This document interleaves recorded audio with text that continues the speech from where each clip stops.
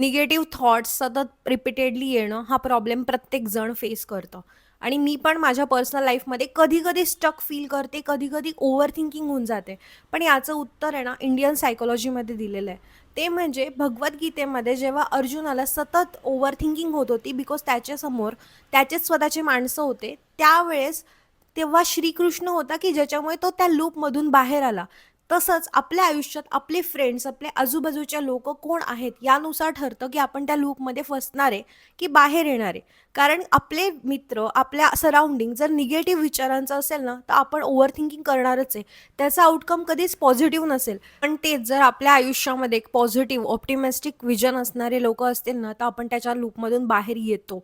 आणि असे लोकं असावे आयुष्यामध्ये की ज्यांच्याकडे बघून असं वाटेल की ठीक आहे, मला प्रॉब्लेम आहेत, पण मी या व्यक्तीशी बोलून आहे ना, सॉल्व्ह होऊन जाईल सगळ्या गोष्टी.